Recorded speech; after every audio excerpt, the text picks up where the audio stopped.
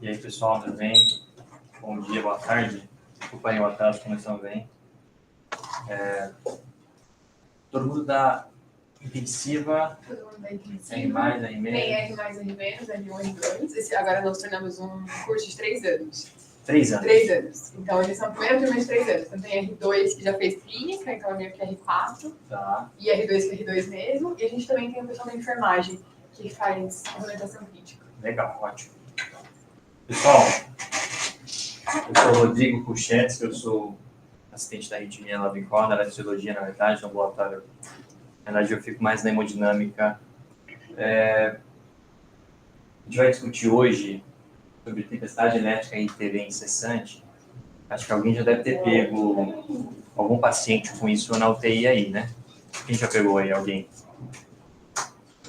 Os pacientes do INCOR que vira e mexe vêm para cá também. E você pega uns casos aí. Lá a gente tem com uma frequência mais alta.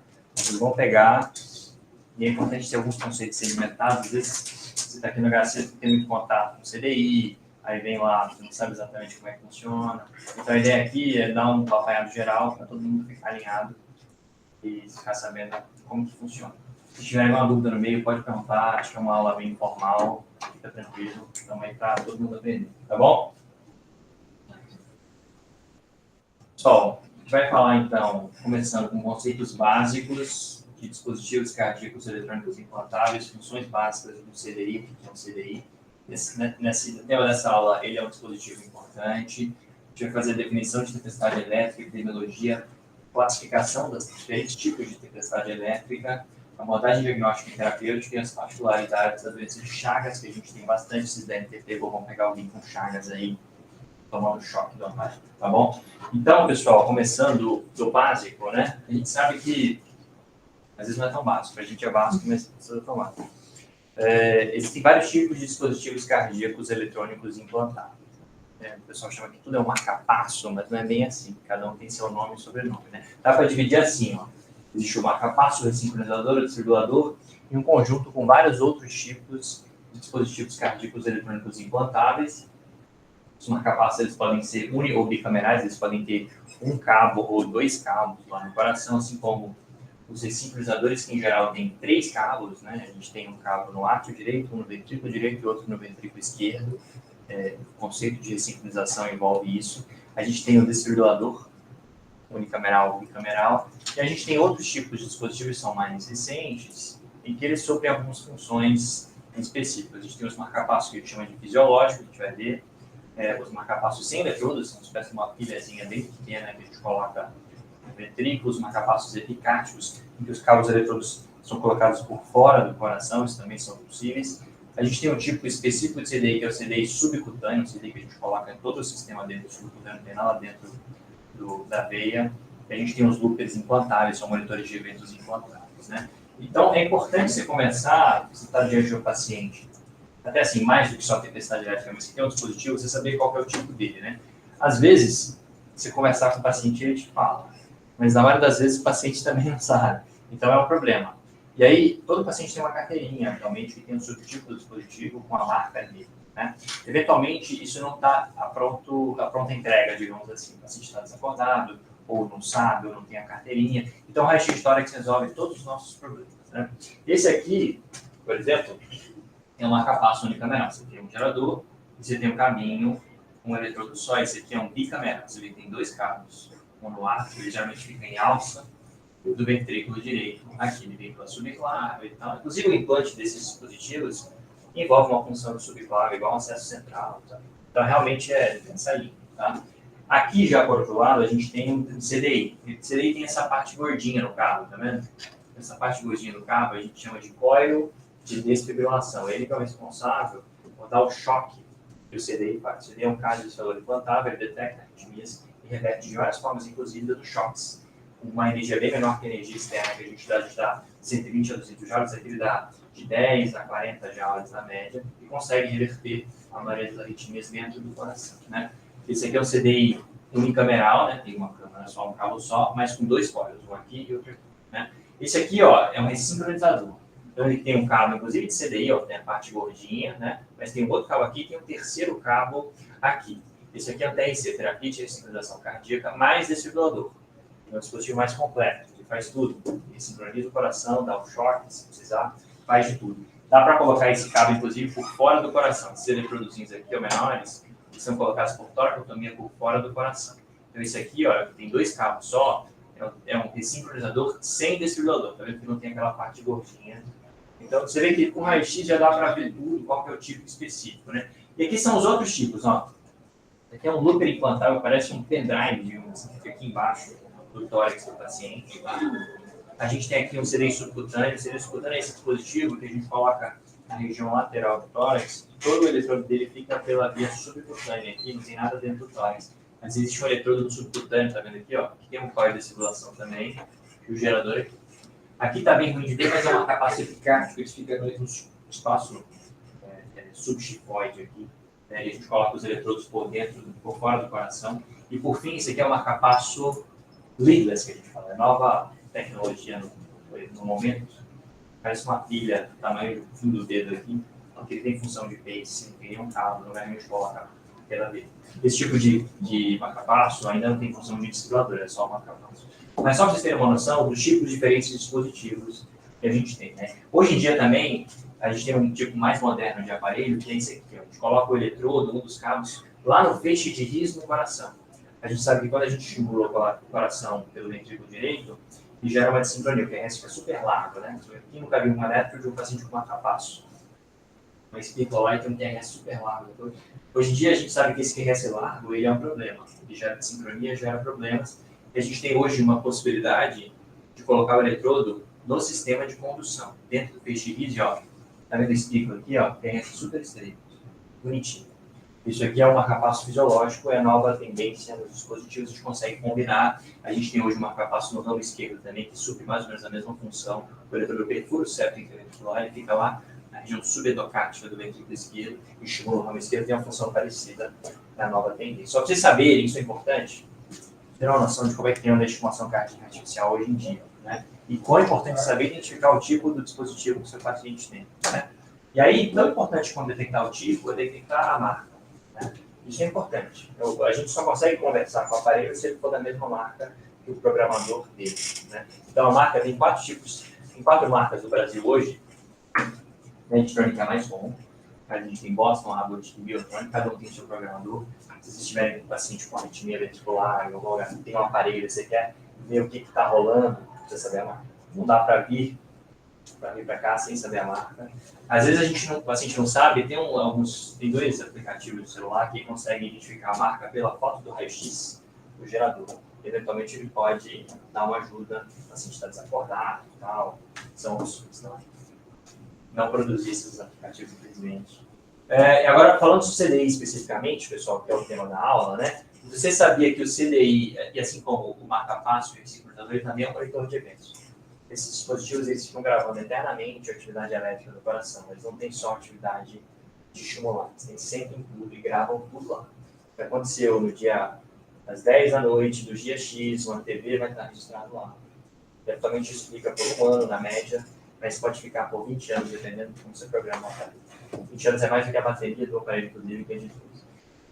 Todo CDI, tirando o subcutâneo, também é um marca-passo. Isso é importante. Né? Então, às vezes você fala, se o ritmologista fica até triste quando alguém fala que o paciente tem um CDI e um marca-passo. Né? Todo CDI é um marca-passo, ponto.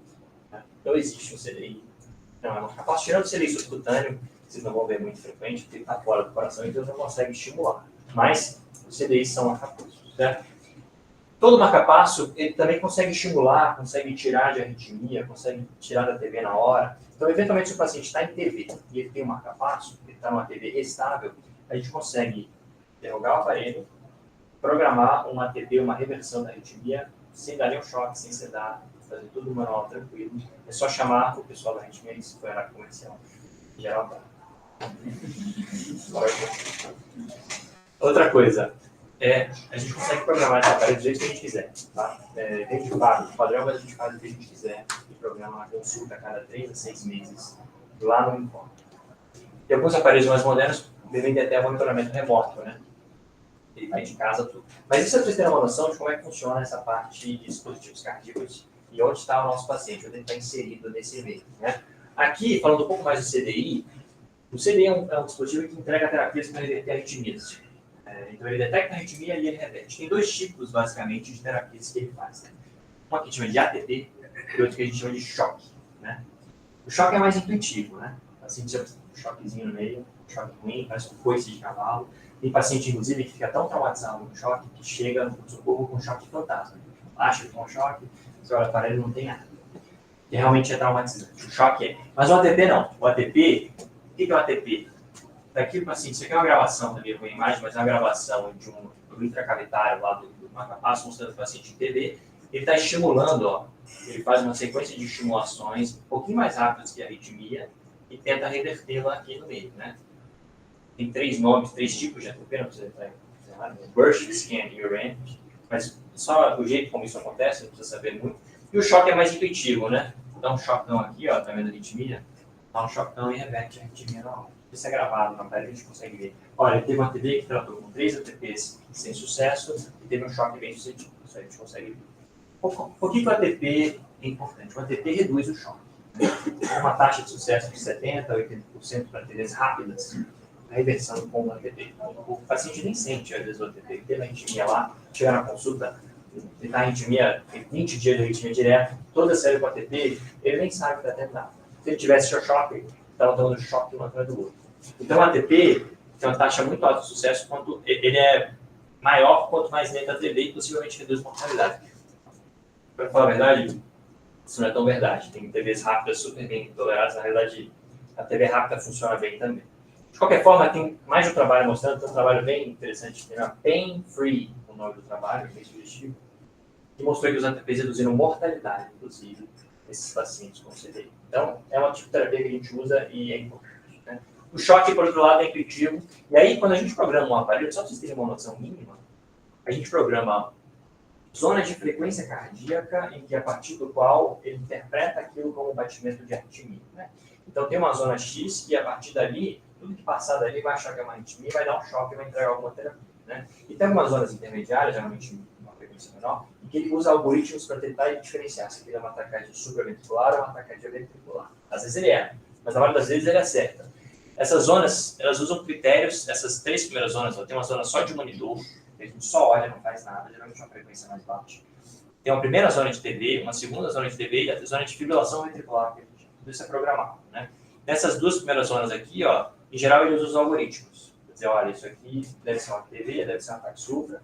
Já nessa terceira zona aqui, ó, o negócio é mais embaixo, ele não usa nada. Passou daquilo, vai tomar choque.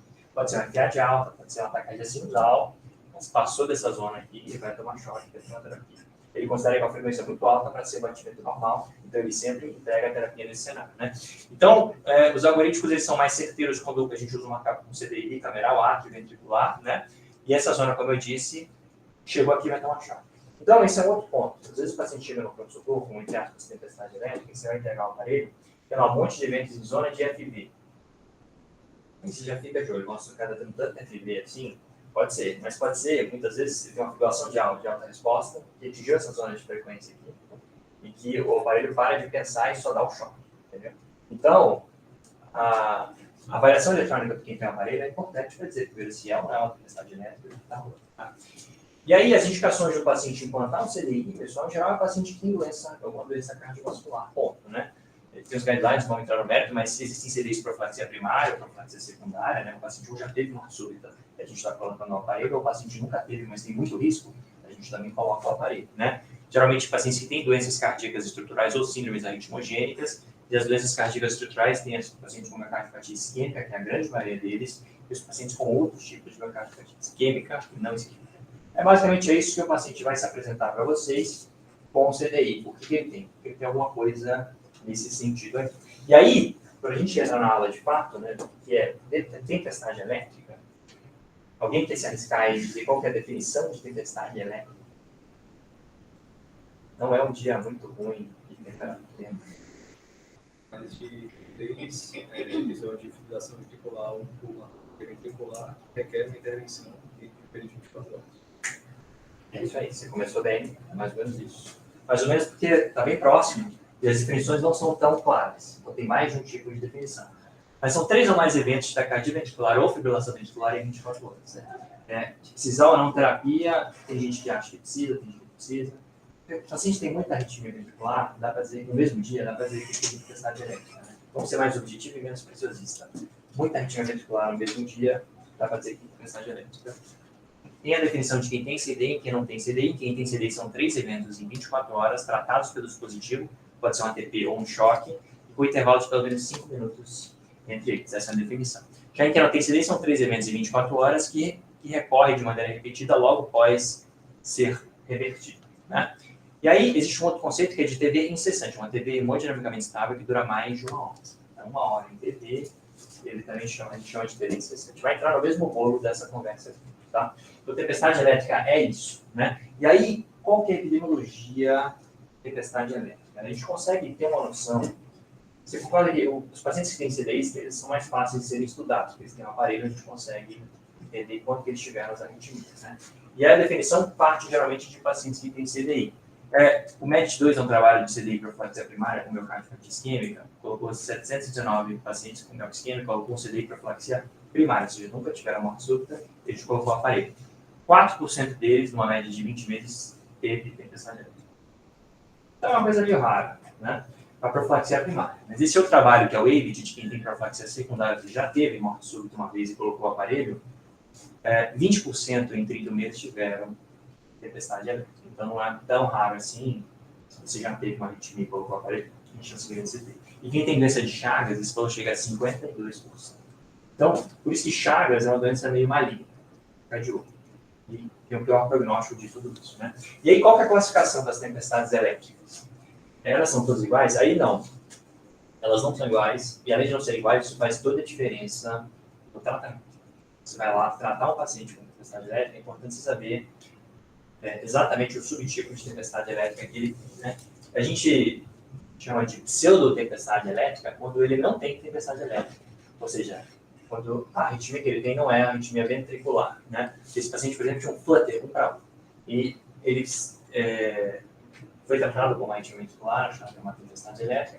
Às vezes é difícil, concordo, não dá para ter certeza. Mas pelo aparelho a gente consegue dar um diagnóstico mais fácil. Então, isso aqui é um flutter 1 para 1, não é uma tempestade elétrica. Um outro jeito de ter pseudo-tempestade elétrica é o paciente que tem uma disfunção do cabo do CDI. O paciente está com o eletrodo fraturado e está dando choque um atrás do outro, é porque ele está enxergando um monte de ruído, como se fosse... Cada marquinha dessa aqui é um batimento que ele acha que está existindo. Então, ó, ele está enxergando um monte de ruído, achando que é arritmia ventricular, enquanto que a arritmia não existe, está aqui bonitinho o eletrodo. Então, isso é um problema, tem uma pseudo-tempestade elétrica, é causada por uma disfunção do sistema de estimulação. Tá? TV monomórfica, essa aqui disparado, é o tipo mais comum de tempestade elétrica, a gente tem uma TV mesmo, a gente vê isso na interrogação do aparelho, uma TV bonitinha e tal. Você tem um arco dissociado e o ventrículo bem rápido, tá vendo? A gente vê que dá tempestade elétrica ventricular. Fibrilação ventricular também é uma imagem, vocês conseguem ver na tela melhor. Na TV, pode gerar choques. Lembrando que a TV não se reverte com uma ATP, né, só com choque, obviamente, o paciente vai tomar um choque. Ou uma TV polimórfica tipo torsades, também é um tipo diferente de tempestade elétrica. Então são esses 4 tipos, digamos assim, um que não é, e outros que são, de fato, tempestades elétricas. E aí, qual que é a diferença? O tipo de tempestade elétrica se correlaciona com o diagnóstico mais provável. Né? A gente sabe que a gente divide basicamente tempestade elétrica por TV monomórfica, por FV/TV polimórfica. Né? As tempestades elétricas por TV monomórfica são mais de 90% dos casos. Então, quando você vai fazer assim da tempestade elétrica, assim, sem ninguém falar nada, deve ser esse cenário aqui. Né? O paciente tem uma doença cardíaca estrutural, ele tem uma cicatriz no biocárdio dele e ele fica fazendo um curto-circuito lá toda hora, fazendo TV. Né? Por que acontece isso? De uma hora o cara entrar e fazer um monte de TV, ninguém sabe direito, né? Mas isso acontece. Eventualmente, pacientes sem doença cardíaca estrutural também podem fazer tempestade elétrica, mas esses pacientes são bons, são pacientes que não morrem. Só tem muita arritmia, dá para pensar com calma. Em geral, vocês não vão nem pegar isso no pronto-socorro. Até pega, mas é um paciente até de enfermaria mais do que o TEI. Agora, pacientes com TV polimórfica, aí sim é um cenário pior, porque na maioria das vezes existe uma causa aguda bem reversível, em que a gente consegue reverter e resolver o problema. Às vezes é uma hipocalemia, às vezes é um infarto agudo do miocárdio em andamento, tomando choque por FV, FV polimórfica, ou pacientes com doenças cardíacas genéticas raras, PT longo, brugada. Esses pacientes têm TB polimórfica, fibrilação ventricular, e a tempestade elétrica deles é totalmente diferente da maioria das tempestades elétricas, que é por TB monomórfica cicatriciana, né? E aí é óbvio que existem fatores contribuintes, né? Tem coisas que justificam o cenário do paciente ter isso, né? Então, os estudos eletrolíticos, eles sabem para os dois lados, né? Tanto para TB monomórfica quanto TB polimórfica, né? Então, estudos eletrolíticos, hipocalemia é o toque, hipomagnesemia, efeitos pró-ritmos de drogas, de digoxina, hipofixação, isquemia aguda, como eu falei, infarto agudo do miocárdio pode gerar tempestades elétricas, dos dois jeitos, mas em geral, quase todas as vezes nesse cenário aqui. Hipertensão simpática, o cara que está muito ansioso, muito nervoso, isso é uma espiral da morte, ele fica nervoso, está tomando choque, fica mais, gera descarga adrenérgica, como se estivesse tomando adrenalina no meio de um monte de choque, né? Isso aí faz mal. E hipóxia também, então você tem que resolver fazer um ACLS básico do paciente grave em todo mundo, porque faz diferença na fisiopatologia do negócio, né? É basicamente uma tríade de substrato para arritmias. Então, o paciente tem uma síndrome arrítmica ou tem uma cicatriz no corpo do miocárdio, ele tem algum trigger, uma isquemia, um distúrbio eletrolítico, alguma droga, alguma hipóxia, e ele tem um estresse autonômico no meio do jogo. Então, essa tríade aqui gera a tempestade elétrica. E a gente precisa agir nos 3 pontos dela para reverter o cenário. A mortalidade intrahospitalar, pacientes com tempestade elétrica é muito alta. A casuística nossa, que agora eu vou mostrar no final, esses vão se assustar. Abordagem diagnóstica e terapêutica. Como é que a gente lida com esse tipo de paciente, né? Essa é a parte importante, de fato, dessa aula, né? Esse fluxograma desse paper europeu, até do colega nosso que fez, trabalhou, né, nesse grupo francês, o que acontece? A primeira etapa é você ver se o paciente está estável hemodinamicamente. Então, você vai lá no paciente que tem arritmias ventriculares em excesso. A primeira etapa é fazer uma avaliação inicial. Se ele está instável, aí não tem muito o que conversar, não vai precisar fazer nada. Você só precisa estabilizá-lo primeiro, né? Acelere-se. Dá choque se a TV for instável, eventualmente, aí se ele começar a entrar uma TV atrás da outra, aí você usa o resto do fluxograma. Mas a estabilidade hemodinâmica é vital. Se o paciente está estável, aí é mais fácil, se você já estabilizou aquela condição absurdamente aguda inicial, você precisa primeiro avaliar o ritmo. Como a gente falou, o ritmo faz diferença. Então, primeiro, muitas vezes não é uma arritmia ventricular, uma arritmia supraventricular, a gente está mais preocupado do que deveria, né? Arritmias supraventriculares não matam ninguém. Ponto. Essa é a verdade. Ninguém morre de uma FA de alta agudamente, uma TRN, um ataque supra com 250 de frequência. Não morre. As pessoas morrem de arritmia ventricular, aí morrem mesmo. Então, avaliar o ritmo é importante. Tá na dúvida, obviamente, você vai tratar como TV. Aquele eletro lá, vai tratar como TV. Agora, se você puder avaliar, às vezes é um ataque supra, que é resistente, beleza, você fica respira aliviado, tá tudo bem. Agora, se é uma TV ou uma FV, aí sim, a gente vai olhar os fatores reversíveis, identificar as causas reversíveis. Então, isquemia, eletrólitos, acidose, droga, IC descompensada e outros fatores, né? E aí, passando por causas reversíveis, eu queria chamar a atenção para o potássio. O potássio faz muito mal. E a gente, às vezes, é meio permissível com o potássio. O potássio, ele baixo faz mal, nem tão baixo já começa a fazer mal. E nesses pacientes, é importante ter níveis de eletrólitos bons, especialmente o potássio, né? O potássio, esse trabalho ele fez uma análise de pacientes que tinham a probabilidade de taquicardia ventricular conforme o nível sérico de potássio na admissão. Aqui com infarto e aqui num cenário mais de outras internações. Entre 4,5 e 5,5 foi o menor índice de arritmia ventricular. Isso vale para a fibrilação ventricular no contexto pós-infarto também, maior que 4,6. É por isso que eles sugerem esse guideline para que o infarto em insuficiência cardíaca usar potássio de 4,5, 5,5 no cenário de emergência, né? Então, tem que ser bem agressiva com a reposição de potássio.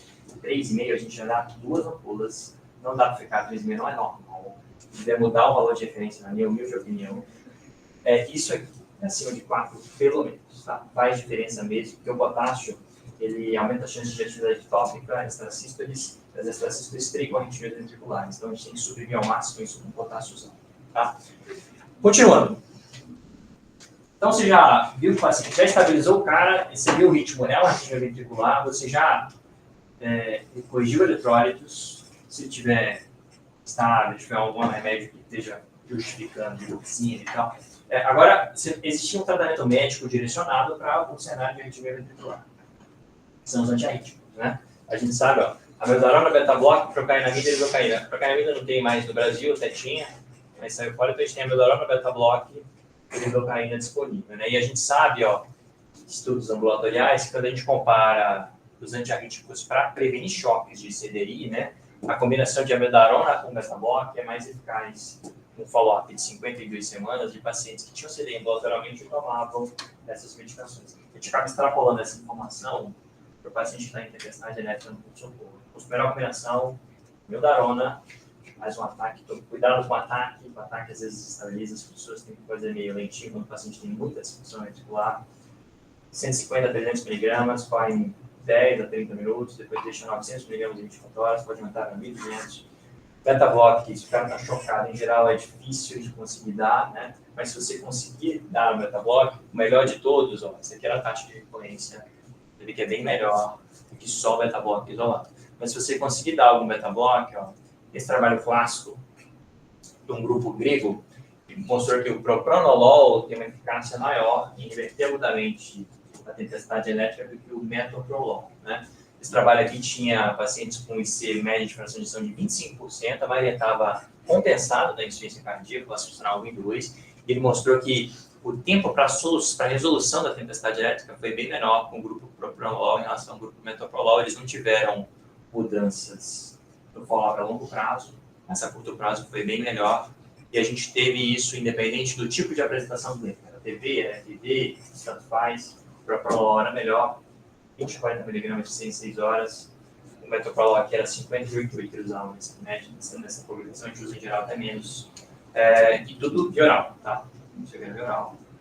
Então, dá para dar, se o paciente não estiver instável, mega instável, interessante porque você tem que dar já na entrada, porque o efeito maior é no começo, depois ele já não faz tanta diferença, tá bom? Fez isso, usou os remédios, e aí o cara continua em tempestade elétrica, a sedação resolve. É igual, fala, tempestade elétrica cerebral, que já dizia mal. Sabe de mal? A gente falou, você esquece os nomes. Mas é a mesma coisa. Se você não sabe fazer mais, entuba e serve, que tá tudo certo.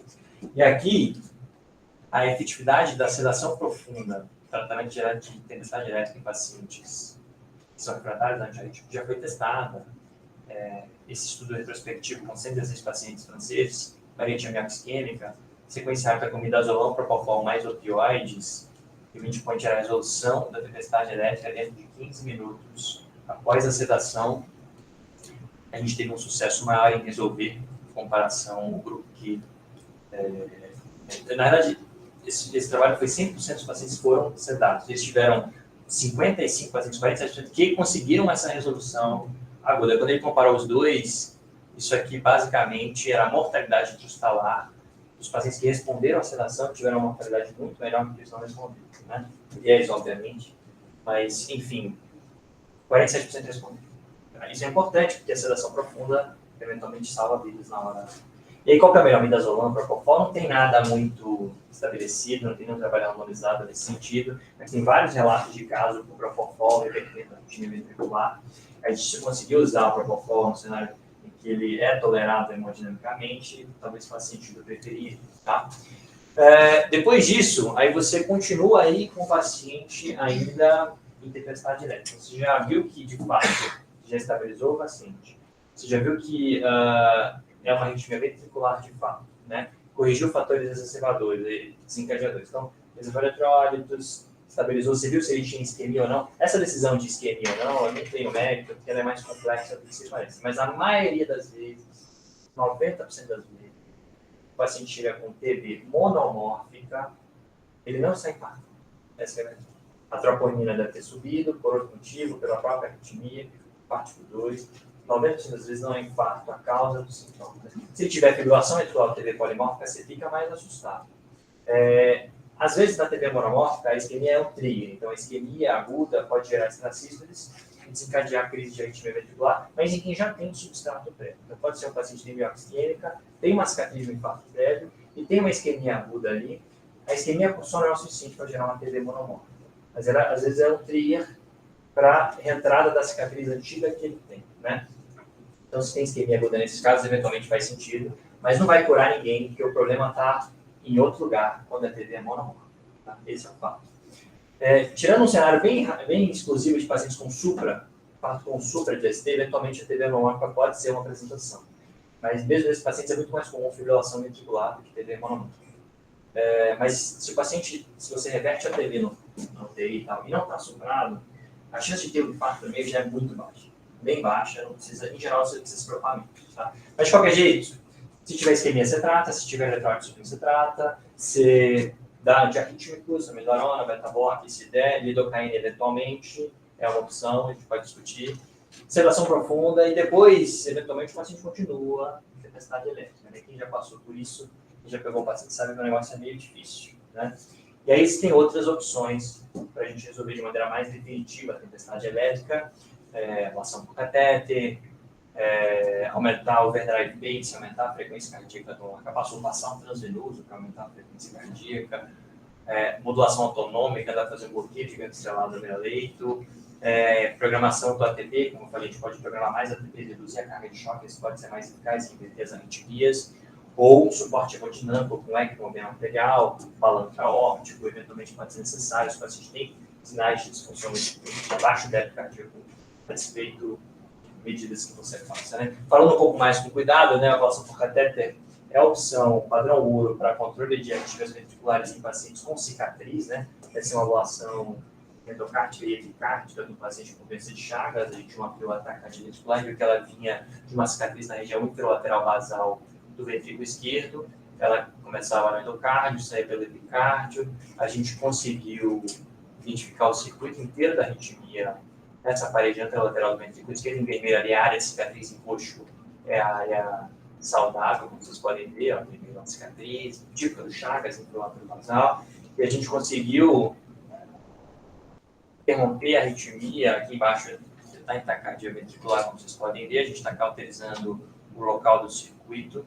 Em algum momento a gente consegue interromper a arritmia durante a aplicação de radiofrequência e a gente resolve de maneira mais definitiva, porque a gente cauteriza o circuito que gera a arritmia. Né? Então, a ablação por catéter é uma opção, geralmente se for chamar interconsulta, arritmia na caixa para dar uma opinião. Em geral, ela é feita num cenário mais estável, a gente está aqui minimamente estável para fazer, eventualmente pode ser feito de emergência, uma TV incessante e refratária. São duas opções. Né? A gente sabe que a ablação com sucesso reduz mortalidade e recorrência, né? Então aqui está meio pequeno, mas em vermelho é o paciente que foi para ablação e não deu certo. A taxa de sobrevida livre de TB é muito baixa, 20%. Né? Agora o paciente que deu certo, que é o verdinho, não tem uma TB indutível, a taxa de sobrevida livre de TB é de 70% e 80%, com mortalidade, inclusive, bem menor, né? Que é a sobrevida, que é a mortalidade. Então, a ablação dando certo, tem bom resultado. O overdrive pace, o pessoal tem dúvida aí, às vezes. Quando que você deve ter visto falar nisso? Só passar um marca-passo transvenoso para aumentar a frequência cardíaca e reduzir as arritmias ventriculares. Quando que isso faz sentido, né? Não foi bem estudado isso, a gente extrapola muita informação, mas é útil em casos selecionados, não de rotina. Né? Quando que ela é útil? Quando a gente tem arritmias bradicardia dependente, né? Também, acima do QT longo, muito bradicárdico, aí vale a pena você estimular para evitar a bradicardia que estava trigando as arritmias. Mas pode ser útil em suprimir as tracístoles ventriculares que trigam o TB. Tem vários trabalhos, relatos de casos com pacientes com infarto. Na hora do infarto, eventualmente com tempestade elétrica, é uma opção. Mas, de uma forma geral, para a maioria das tempestades elétricas, não é rotina a gente precisar dessa artimanha. Né? Tem poucos relatos sobre o tema. E lembrar que, se a gente for fazer, o ideal é você preferir o pacing arterial. Esse paciente, em geral, está muito instável. Né? O marcapasso ventricular, quando você coloca no ventrículo esquerdo, você usa um bloqueio de ramo esquerdo, você está estimulando o marcapasso. Quem nunca viu paciente com um marcapasso provisório, tem PAI, a gente vê que a curva da PAI despenca pela metade na hora que você entra com a estimulação ventricular. Então, o débito cardíaco, o volume sistólico reduz, e a desincronia gerada pela estimulação, piora o débito cardíaco. Então, às vezes, o marca-passo ventricular, você acha que você está ajudando, ele acaba gerando mais descompensação, mais baixo teto e tudo mais. Então, em casos bem selecionados, simplesmente quem já tem o aparelho facilita. Só um estudo sobre o assunto mostrou que, não é nem sobre isso, desculpa, esse aqui é um outro tema, que é sobre a programação eletrônica. A gente sabe que, dependendo do jeito que você programa o CDI, o paciente tem mais ou menos tempestade elétrica, né? Então, nesse estudo aqui, com mais de 1.000 pacientes, follow-up médio de 39 meses, a maioria com fração de ejeção baixa, esses 4% que tiveram tempestade elétrica, eles compararam a programação eletrônica deles antes dos que tinham e dos que não tinham. Eles viram que quem tinha tempestade elétrica tinha uma programação que era muito mais agressiva, digamos assim. Choque muito mais rápido, pouco ATP. Então, você vê que é modulável, digamos assim, a incidência de tempestade elétrica. Né? Dependendo do médico do marca-passo que avalia, vai ter muita tempestade elétrica, dependendo, vai ter bem pouco. Então, a programação eletrônica faz diferença. Então, é uma coisa a se fazer no paciente que tem um CDI, que chama o pessoal da arritmia, eles programam de um jeito que vai minimizar os choques para o paciente, tá? Esse aqui é uma coisa que dá para fazer a beira-leito, a gente fez, inclusive, semana passada na UTI, empolado com uma tempestade elétrica. É um bloqueio do glúteo estrelado à beira-leito. É uma opção em pacientes que têm tempestade elétrica refratária. Né? O glúteo estrelado é o glúteo simpático que sobe aqui na cadeia livre de C7, você consegue bloqueá-lo. Geralmente faz uma mistura de lidocaína com bupacaína 10 ml, você usa ultrassom, é como se fosse passar um catéter venoso na jugular, mas ao invés de ir na jugular, você passa por baixo dela e da carótida pelo acesso lateral, injeta ao nível de C7 aqui, que seria o nível do glúteo estrelado, 10 ml dessa solução. Dura o tempo do anestésico, mas tem uma taxa de sucesso bem razoável aqui, ó, de 60% antes e depois do bloqueio do glúteo estrelado, no número de eventos de arritmia ventricular. Pode ser, de repente, uma estratégia, a gente usou nesse cenário, inclusive, o paciente que está entubado por tempestade elétrica e você quer acordá-lo com uma segurança maior, às vezes o ato de acordar gera um estresse simpático importante, você faz o bloqueio do estrelado, acorda ele, de um jeito que fica um cenário mais razoável. Né? São opções para esses casos. Né? E como a gente escolhe a melhor terapia? Né? A gente vai, basicamente, vai discutir, o pessoal da arritmia, da cardiologia, para ver qual é a terapia definitiva para esse doente, né? E depende do tipo de arritmia, né? TV monomórfica, a ablação em geral vai bem, TV polimórfica com QT longo, a gente tem que overdrive pacing, reposição de potássio e magnésio em geral é o suficiente, com o tempo as coisas vão se resolvendo. O paciente tem isquemia, angioplastia, um balão intraórtico costuma ajudar bastante. Então depende do tipo, se resolve, doenças arrítmicas é um ponto à parte, né? Então, pessoal, para finalizar, só algumas informações nossas aqui sobre a tempestade elétrica na doença de Chagas. Né? A doença de Chagas, uns poucos slides a mais, é uma doença, vocês conhecem bem, mas é uma das doenças mais arritmogênicas que existem. Né? Então, quando a gente fala em tempestade elétrica, se a incidência não é tão elevada, mas como a gente tem muito chagado no Brasil, isso acaba sendo bem frequente aqui para a gente. Né? A doença de Chagas gera essa cicatriz na região infralateral basal do ventrículo esquerdo e no ápice, o tipo. E arritmias costumam envolver esse circuito aqui, essa cicatriz. A arritmia é sempre com a mesma morfologia. Se olhar o eletrocardiograma, a gente consegue já dizer que é Chagas só pelo padrão da morfologia do TV. É sempre a mesma cicatriz, quase sempre. E aí, das ablações por catéter que a gente fez para arritmias ventriculares de 2000 a 2020, foram 813, 54% eram de pacientes com Chagas, para você terem uma noção. Os outros, no mundo, essa metade aqui não existe. Então, fica muito mais isquêmico do que todo o resto. Né? Então, o nosso serviço tem esse viés, né? E no nosso registro de avaliação por catéter de 2012 a 2019, de Chagas, com 147 pacientes, né, com follow-up de 16 meses, a gente viu as variáveis preditoras de mortalidade e recorrência de TB em um ano, na análise multivariada, a gente teve tempestade elétrica, risco de morte, e outras coisas também, número de TB, PCR e tal. E quando a gente compara os pacientes que tiveram tempestade elétrica dos que não tiveram, né, a gente vê basicamente que os que tiveram tinham uma piora de classe funcional ambulatorial, então pacientes que são mais descompensados na insuficiência cardíaca já de cara, já tiveram ablações por catéter prévia, todos entraram via pronto-socorro, já estão em uso de antiarrítmicos em doses maiores doses de vendarona, e o procedimento foi mais complexo, com maior risco de mortalidade. Né? E aí a gente viu que a sobrevida livre de recorrência em um ano do paciente que tinha tempestade elétrica versus que não tinha, bem menor. Né? Então, Chagas, hoje, chega em tempestade elétrica em um ano, tem uma mortalidade de de 50 e alguma coisa. A sobrevida foi de 47. E aí, em relação ao que não teve tempestade elétrica, o cenário é bem melhor, mas você vê que o cenário base já é ruim. Né? Isso vale também para sobrevida em um ano, essa aqui sobrevida de recorrente, sobrevida geral em um ano é de 52% e 82%. Os pacientes até conseguem sobreviver, mas por conta muito choque, por causa da vida ruim. Né? E aí, pessoal, de novo aqui na nossa casuística, a conclusão da ablação, se teve sucesso ou não, teve impacto na mortalidade. Né? E aí, a gente tem mais trabalhos, como a doença chata, tem muita arritmia muscular, tem mais coisa rolando, a gente está estudando o papel da denervação simpática à beira-leito, talvez vocês peguem até algum paciente desse protocolo aqui. Chagas a gente analisa para ablação por catéter, simpatectomia ou controle clínico, para ver qual é a melhor estratégia para reduzir a carga de arritmias ventriculares. A gente está em andamento nesse protocolo. E a gente tem um outro protocolo, talvez, que até teve um paciente aqui uma vez, notei lá acima, Benício, não sei se momento.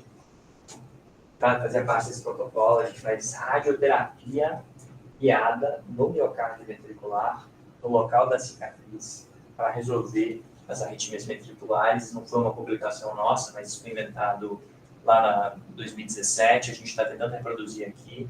A gente faz o estudo etiológico, acha o local da cicatriz, planeja o local da radioterapia, aquela região infralateral basal do ventrículo esquerdo, dá uma boa do ar queimada, dura 18 a 20 minutos, é bem menos mórbido do que uma ablação por catéter. Né? A gente tem taxas de sucesso bem razoáveis. Esse aqui é o número de eventos pré, número de eventos pós, um follow-up de 18 meses, com 7 pacientes também no começo, né? Outras opções. Então, pessoal, resumindo, a tempestade elétrica é um cenário desafiador, um cenário realmente de alta mortalidade.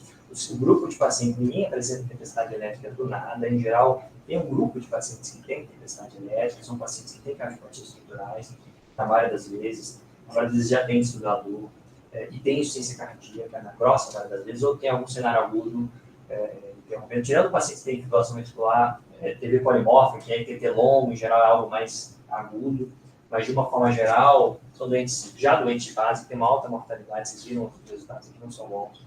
E o manejo ele é desafiador, às vezes a gente consegue, às vezes a gente não consegue, mortalidade alta. Então, é um doente para ter uma análise multidisciplinar, quanto mais a gente estiver olhando, e mais a gente estiver olhando rápido, é melhor a gente ter o máximo de terapia disponível. Tem alguma evidência e tem algum sucesso, quando a gente consegue entregar uma sequência de terapias o mais rápido possível nesse cenário. Né? Se tiver alguma dúvida.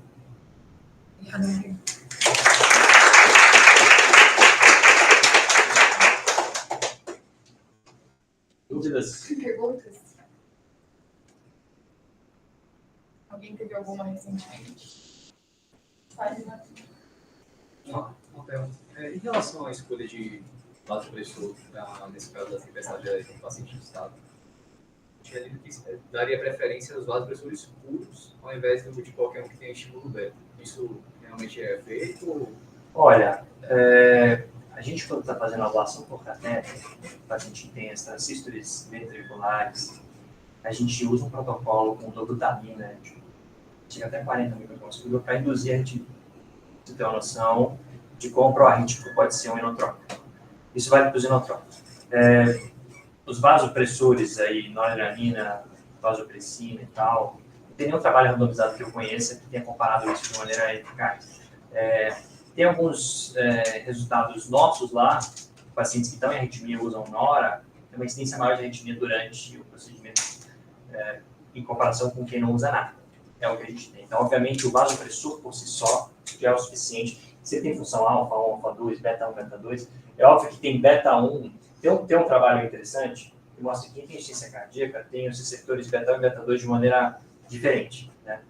Normalmente, o coração normal tem 70% de receptores beta 1 e 30% de beta 2. E tem insuficiência cardíaca chega a 50%. Né? É até um dos motivos que eles acham que o propranolol foi melhor do que o metoprolol no controle de tempestade elétrica. Você bloqueia os dois receptores com eficácia melhor do que os beta 1 seletivos, que tem coração estruturalmente doente. Então, faz sentido você pensar que qualquer coisa que estimule o beta 1 vai aumentar a arritmia cardiovascular, deve estar, sem dúvida nenhuma, interessante. Eu só acho que a gente não tem nenhuma coisa randomizada, mas faz sentido. O problema é que muitas vezes o doente está em baixo débito. Você tem franco baixo débito, depois de reverter, aí você fica pensando, vou dar dobuta ou será que eu não faço nada porque pode piorar? É por isso que, para a tempestade elétrica, o suporte mecânico vai bem. Porque o suporte mecânico consegue diminuir, pelo menos, a dose do inotrópico nesse cenário. O balão intrópico com uma tolerância menor, o paciente está em tempestade elétrica com insuficiência cardíaca descompensada. O vasopressor específico, eu não sei te falar, talvez faça sentido pensar que vasopressina seja menor que inolado, mas podemos fazer um trabalho randomizado aí.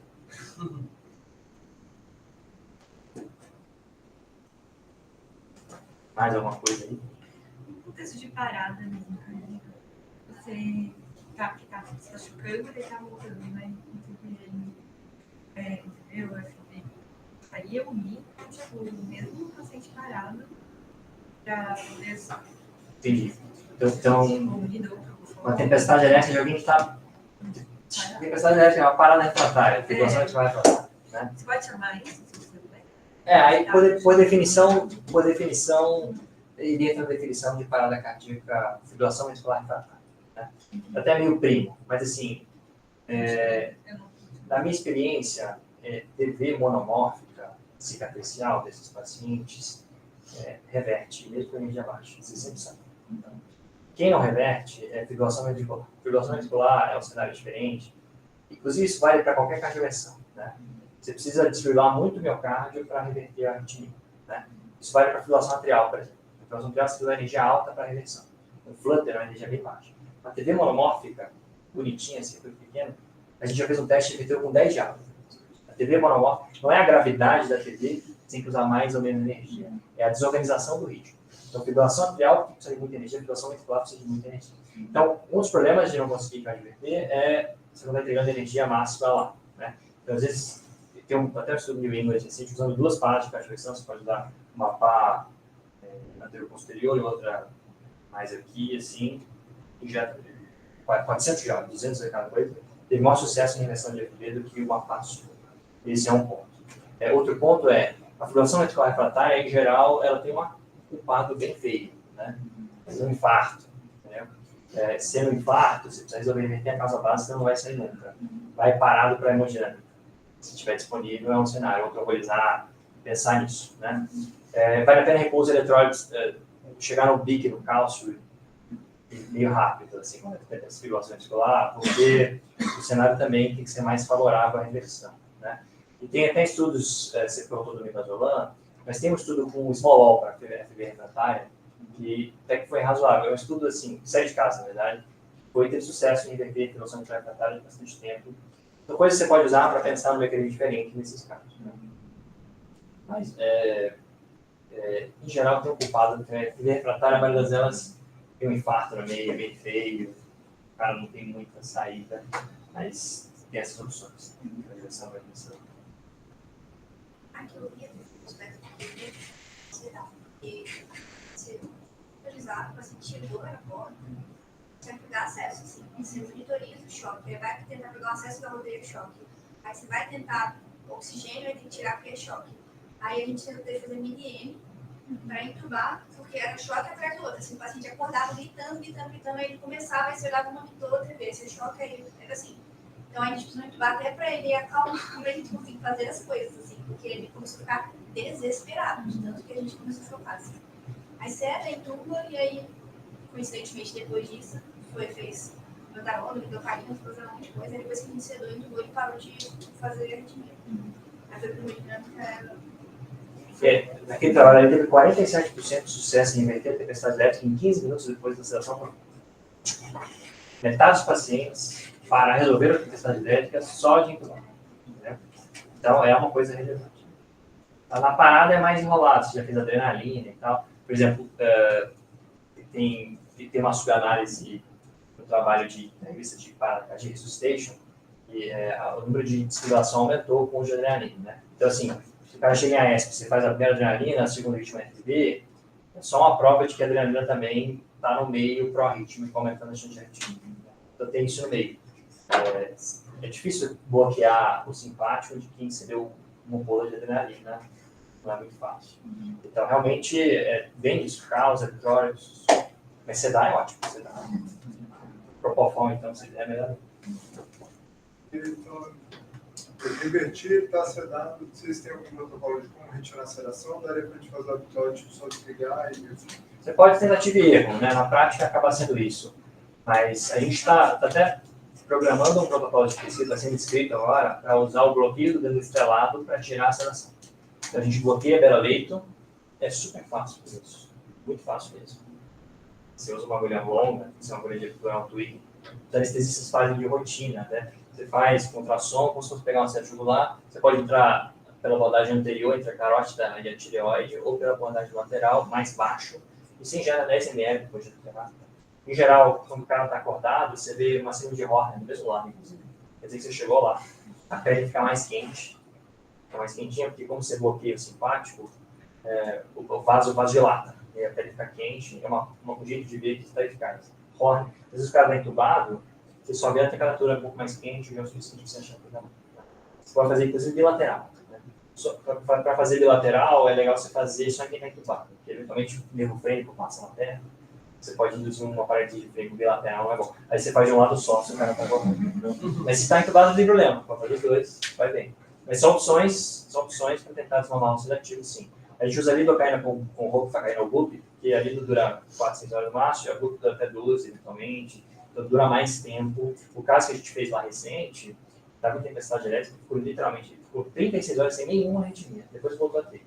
Então, parece que tem um efeito. Eu trabalho com cachorro, que tem noção, eles usam infarto com o cachorro e avaliaram a atividade simpática do gânglio estrelado aqui do cachorro. Eles viram que 15 segundos antes dos eventos de fibrilação ventricular tinha um pico adrenético no gânglio estrelado. Né? Então, é uma meio que prova de conceito de que o negócio realmente é importante. Você precisa cortar o efeito simpático, seja com beta-bloqueador, seja com sedação, seja com bloqueio do gânglio estrelado, precisa cortar o simpático nessa hora. Precisa diminuir o estresse simpático, faz parte do tratamento. Eventualmente procurar um álbum, se tiver mais otimista. Mas é off-label, não tem nenhum trabalho assim.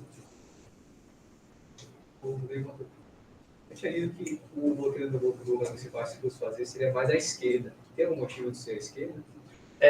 A inervação do gânglio estrelado esquerdo inerva mais, tem mais fibras simpáticas que vão para o coração do que o direito. Né? Mas tem trabalhos com inervação simpática cirúrgica mostrando que a simpatectomia bilateral é mais eficaz do que só a esquerda. Então, se quiser fazer em algum lugar, você faz só a esquerda. Mas bilateral é melhor do que só a esquerda. Questão de inervação. Outra coisa. Em relação ao time para mandar isso para um paciente desse para fazer um CAT, fazer uma coisa assim. Pois é, aí depende, o time do CAT depende do quão suspeita você tem de que tem um infarto na jogada ou uma isquemia muito feia atrapalhando. Né? Essa decisão é mais caso a caso, à beira-linha. Mas, de uma forma geral, a dica é, na maioria das TVs monomórficas, cara, tem só TV monomórfica uma atrás da outra, e não está suprado no eletro pós-reversão, em geral, o CAT não é emergência. Essa é a máxima. Se o cara tem fibrilação ventricular, ou, obviamente, se está suprado, é uma emergência. A fibrilação ventricular, caso e caso, tem fibrilação ventricular por QT longo, tá? Mas você fica mais tendencioso aí quanto mais FD tem do que TV monomórfica. TV monomórfica, em geral, ela não tem, como eu falei, ela pode ter contribuinte da isquemia, mas ela não é, em geral, a causa total. Ela tem uma cicatriz lá por dentro. Então, é muito comum, o próprio cardiologista, se chama cardiologista, os cardiologistas não têm esse conceito, não. Ele fica muito preocupado em fazer um caso de emergência, como eu posso dar, mas o fato é que a gente sabe que não é bem assim. A TV monomórfica não é bem assim. Então tem que tomar cuidado, tem que interpretar o caso a caso, chama o caso para acompanhar, discutir. O CAT dá para fazer parado até. A instabilidade em geral, a gente está vendo no jogo até do que a culpa que você está dando para a isquemia. Curva de troponina todo mundo faz, esquece. Curva de troponina não é o suficiente para você tomar decisão. Ó, tomar de 50 mil você fica mais preocupado, mas em geral todo mundo faz curva de tropa. Então, essa história de quem veio primeiro o ovo ou a galinha, né? A isquemia que aumentou a troponina aumentou por causa da TV ou infartou e fez uma TV. Né? Para a TV monomórfica, essa resposta em geral é que a TV que causou a troponina. A TV monomórfica. Né? Mas aí caso a caso. Tem uma pergunta de quem está, deixa eu só fazer.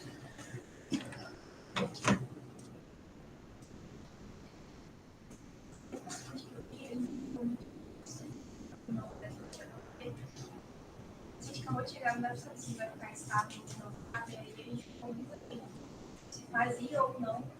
A gente não tinha nem certeza da estabilidade do paciente depois daquilo ou não.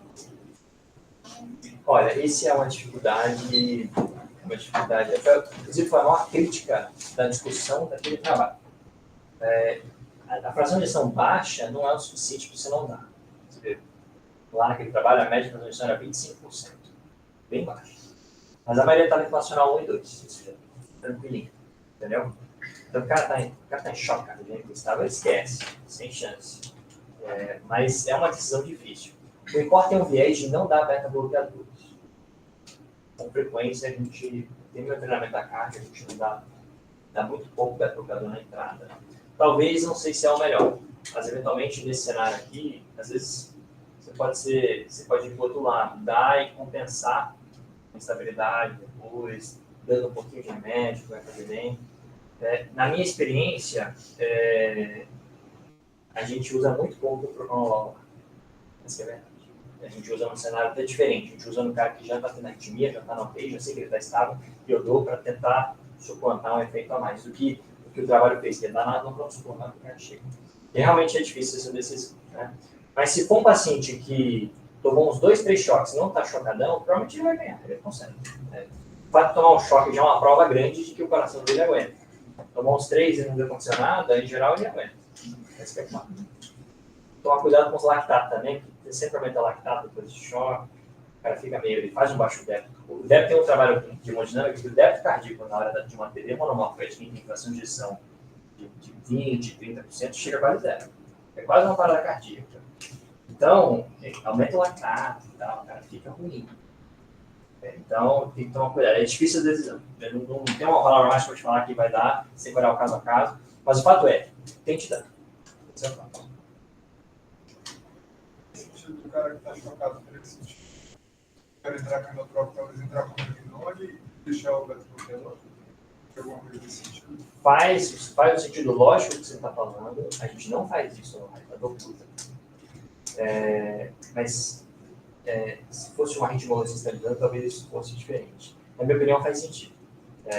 O melhor é tomar cuidado, tem tensão renal, o cara está hipotenso, não vai dar, mas ele funciona de outro jeito, ele é menos... É que assim, o trabalho que comparou o Mirnone com a glutamina para esse descompensada aumentou a arritmia ventricular nos 2 grupos. Então não dá para dizer que o Mirnone é muito melhor, mas a subanálise mostra que a dobuta tinha mais extracístole, mais TVNS. Então parece que a dobuta é mais ainda. Né? Mas não acho que o Mirnone está te prevenindo de ter arritmia ventricular, longe disso. Acho que o ganho é pequeno, entendeu? Mas se estiver disponível, faz sentido. 20 ml, 80 ml, 35 melhor, vai tirar ali. Dar o beta-block junto, se for para dar o beta-block junto com o inotrópico, faz mais sentido dar com o inotrópico, com dobutamina. Tem até alguns grupos que fazem, mas não é rotina. Então, me parece bem paradoxal. Se puder usar a menor dose possível. Menor dose possível. Desse caso que você está em cima do mundo assim, se dá o beta-block ou não, a infusão de esmolol faz sentido para você dar o propanolol? Tem um trabalho com o esmolol aqui, eu coloquei aqui, mas ele estudou esmolol para tempestade elétrica. Na verdade, ele estudou 3 coisas: esmolol, lidocaína e um remédio que nem tem no Brasil para controle de tempestade elétrica. O esmolol, ele foi razoável. Ele foi pior do que a lidocaína, se eu não me engano, mas ele foi razoável para ajudar no controle de arritmias ventriculares e novos choques. Né? Então você pode, faz sentido, lógico, você pode desligar na hora, se der problema. Eu acho que a gente também usa pouco, mas eu acho que faz todo sentido. Faz todo sentido você pensar se o paciente estiver minimamente estável. Né? O beta-block tem que estar minimamente estável. A minha experiência com o esmolol, não sei vocês, mas a gente deixa lá, aumenta a frequência, aumenta quilos de melhora e o negócio nunca baixa a frequência. Essa é a minha experiência com o esmolol, sinceramente. Você está vencido do esmolol do INCOR, mas não funciona, não vai. Mas, enfim, no papel dá para tentar. O problema é que esmolol, a jurisdição tal é muito melhor de volume, né? Tem mais cuidado, porque a gente vai precisar de descompressão. Mas são tentativas. Nessa hora, cara, tá ruim, você pode tentar o que você quiser. Tem uma máxima que quando o paciente está morrendo, está tudo liberado. E esses pacientes são ruins. São ruins, você está em tempestade elétrica, entubado já. Faz sentido tentar uma coisa diferente, não vai dar para dar para o prolongo. Acho que faz sentido sim. Tem alguma mínima evidência, por favor? Rodrigo, a Flávia perguntou do alvo de estação. Você deixaria tipo RAS menos 5? Faz sentido nessa hora que tá Na hora da tempestade, certamente RAS menos 5. PIS menor que 40, qualquer coisa. Você não vai bloquear sem estar sedado, aí é o problema. Mas sedar profundo, sedação profunda. É igual estado de mão. É sedação profunda. Isso não é parecido, sedação profunda e tal. E aí depois você vai devagarinho, titulando e tal. Mas a fase aguda é sedação profunda, né? Obviamente que você vai pesando, né? Propofol e midazolam tem efeitos cardiodepressores, né? Propofol mais um pouquinho ainda. Então, se o cara está muito chocado, você vai ter que escolher o que é menos pior. Em geral, o suporte mecânico vai bem nessas horas, né? Mas sedação profunda, idealmente. Né? Depois que você queria falar, que hora que a TV, o paciente está estável por muito tempo, assim. Quantas horas você fica preocupado? Você faz a vidarona, dá beta-block, vai esperando? Assim, a TV incessante, por definição, você está mais de 1 hora em TV, né? Se o cara está estável, é óbvio que não é bom estar em TV. Ninguém gosta de TV. Mas você sabe que, assim, a TV, por definição, é um ritmo ventricular, tá? Quem costuma ter esse comportamento que você falou é pacientes que estão muito impregnados com melarona, tem uma cardiopatias mais avançada, faz uma TV mais lenta. E ela costuma ser bem tolerada hemogenicamente. A prestação clínica não é nem de parada cardíaca, tempestade, a prestação clínica às vezes é insuficiência cardíaca descompensada, IC descompensada. A gente chega com TV lenta lá e está, na verdade, com um grau de classe funcional, mais espinheico, você vê que tem TV lenta. É um cenário até totalmente diferente. Esse cenário... Rodrigo, o que seria o valor da frequência para falar que é lento? A gente usa menor que 130. 130. 130 de frequência na TV lenta. Tem gente que choca com 130, quanto menor a fração de ejeção. Na verdade, tem 3 coisas que justificam, já aproveitando, uma TV ser instável. Primeiro é a frequência cardíaca dela. A frequência cardíaca de uma TV maior que 200 é sempre instável, sempre, independente de ter fração de ejeção boa. Outra é a fração de ejeção, que tem fração reduzida, esse número vai diminuindo. Ele fica instável com frequências cada vez menores. Né? Outra é a morfologia da TV. Né? A morfologia da TV epicárdia, que enriquece muito largo, gera mais de sincronia, costuma gerar mais estabilidade que uma TV endocárdica pequena, que enriquece mais estreito. Né? E o outro não estou lembrando agora. Mas a instabilidade de uma TV também é reprodutível. Então, para uma TV estar instável, ou ela é muito rápida, ou o paciente é muito doente. Né? O fato dele estar estável, ela deve ser uma TV lenta, ou o paciente não está tão doente, já tem essa informação. Tem um viés, o paciente já é menos grave. Agora, não entenda que ele não vai piorar. Em algum momento a TV gera um débito pior, ele pode degenerar. A TV pode virar uma TV, uma fibrosão ventricular, já aconteceu. A maioria das vezes não acontece de uma hora para outra. Tem algum evento. Né? Se estabilizou por outro motivo, a TV degenera. Mas, em geral, a TV monomórfica se tolera, a gente dá no máximo esse tempo aí, meia hora, 1 hora. Mais que isso, se deu Budarona não deu, ficar mais de 1 hora em TV é um problema. Em geral, a gente dá essa 1 hora no máximo. Também não tem nada muito. Mas, assim, lembrar que você tem um aparelho no CDI, você pode chamar o pessoal da arritmia para fazer uma TP e tirar da TV sem nenhum estresse. Você vai lá, tira a TV, tem que sedar, não dá. Só chama, interroga, aperta o botão, sai da TV tranquilo. Agora, então, tem essa disponibilidade quando o cara tem um aparelho. Quando não tem, eu acho que o ataque de medarona, se repetiria 2 vezes, deixa contínuo, e eu daria 1 hora. Acho que 1 hora é o tempo tolerável máximo. Assim. Tá. Está bem, está estável, vai ter bloco pior, assim, para TV, para TV você tem que controlar o ritmo. Em geral, o beta-block não reverte o ritmo. Ela vai baixar a frequência da TV. Não é que nem FA. FA é estável, você vai controlando a frequência. Você pode ficar lá, deixa lá, deixa beta-block, Jazen, digoxina, você reduz a frequência para aumentar a estabilidade do negócio, depende de frequência. Mas para a TV você precisa reverter o ritmo. Então, se der um antiarrítmico, tipo a metarona não reverteu, no Brasil você não tem outras opções de antiarrítmico para tentar reverter. Você pode tentar a lidocaína em bolos, 2 a 4 ml da folha de 2%, mas não tem muito sucesso não, a medarona é mais eficaz. Né? Então, fez a medarona, não reverteu, sinceramente, prefiro com choque. Isso é verdade.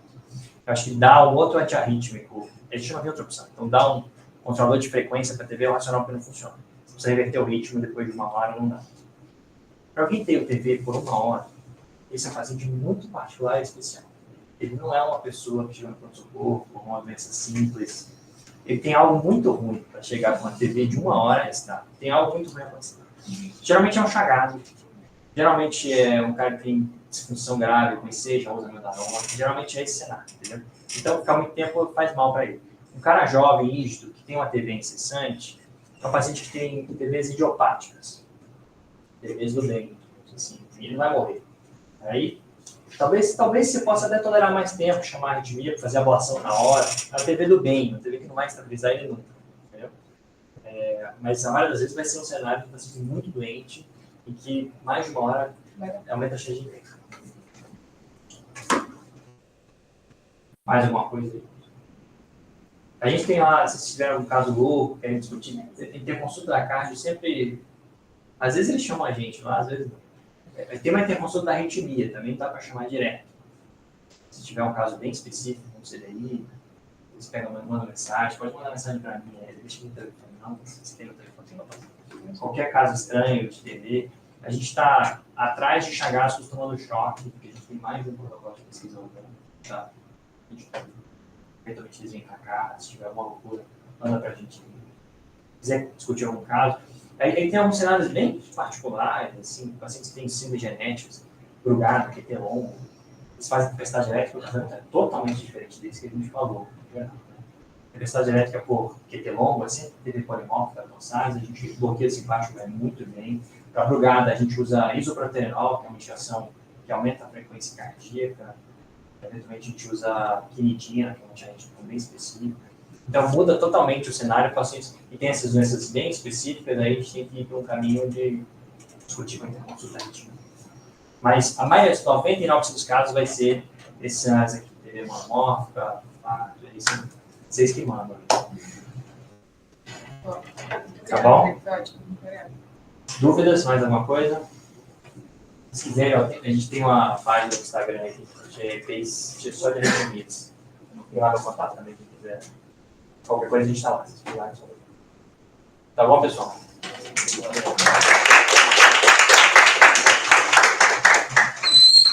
Eu vou te mandar o link da aula e Pode fica gravado lá. e posto lá no LinkedIn Manda. te agradecendo para a gravação. E aí a gente faz também, tem um certificado.